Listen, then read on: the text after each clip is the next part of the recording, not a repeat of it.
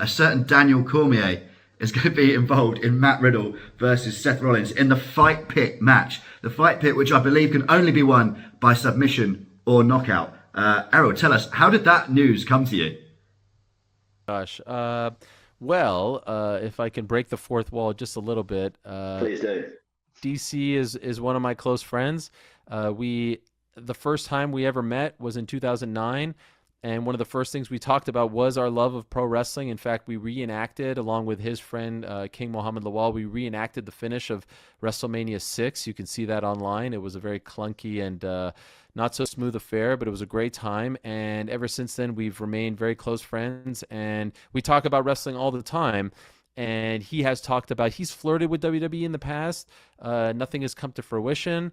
He's been a big fan. He was there famously. There's footage of this at the WrestleMania when Seth Rollins won. He was going crazy. He loves Seth Rollins. And so when he got the call to do this, I believe I was one of the first people that he told, and I couldn't believe it because we have kind of joked in the past about both of us going in as a duo, where I would be, his slimy manager who wants to, screw everyone over. We go up against Brock and Heyman at the time, Roman Heyman, and I think we would wipe the floor with them. But he's going on his own, and I couldn't be happier for him. He's going in the Ken Shamrock role. I hope he cuts off his sleeves like Shamrock back in the day. I hope he pulls his sweatpants up real high, like to his chest, like he likes to do. I hope he tucks his sweatpants into his socks, because I have seen Daniel Cormier, by the way, in the wrestling room yell at his son, and you would think that his son was just some kid off the street. Like, this guy takes no nonsense from no one. And so I think he's the perfect guy for this. He's got the history with Matt Riddle.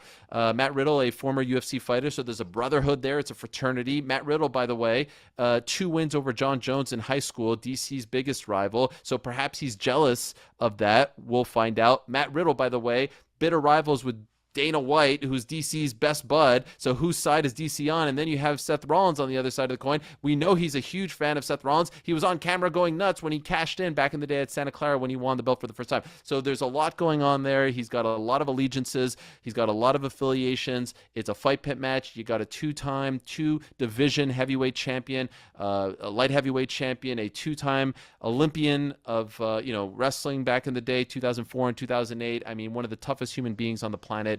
A stroke of genius to have him involved. And when he got inducted into the Hall of Fame earlier this year, you told us about a story of you helping him with his post-match promos. I'm guessing at about 11 p.m. on Friday night, you're probably going to get a message from DC saying, like, what if they give me some mic time? What do I say? Are you getting the pen out? Let's just say the pen's already been out, Robert. All right. So, I may not be in Philadelphia, but I'm not too far behind. And look, referees don't usually have managers, but if he needs someone to have his back, it's a 2-hour drive from where I live. I'll be on the first train out of here, all right? No problem. I got his back. And I would just say to Seth and Riddle, they've been doing a lot of shenanigans, a lot of fighting, a lot of arguing. That's not the guy to test. That's not the guy to push his buttons. He's going to be perfect, and I would be shocked. I'll say this right now. There is nothing, to the best of my knowledge, post Extreme Rules. I know people are talking about Brock and all this stuff, but I would be shocked if after Saturday night there is not some other discussion about doing more with DC, whether it's on camera, commentary, talent, whatever. He is a natural. He's a longtime student of the game. In fact, funny story, the first time when he was in high school, he was fighting with a kid in the parking lot. Actually, not even high school, elementary school, back in Louisiana, fighting with another kid in the parking lot. A coach walks up to him and is like, hey, young man, you shouldn't be fighting back here. I want you to come to the wrestling room and I want you to learn how to wrestle. He thought he meant WCW wrestling. That's what he loved growing up, was WCW. That's his first love. And then he quickly found out that he was talking about like legit amateur wrestling. So that's where his roots are. That's how far back he goes. This is legitimately, like they said of Shawn Michaels, the boyhood dream of one Daniel Cormier. I couldn't be happier for him that he's finally getting a chance to live it out.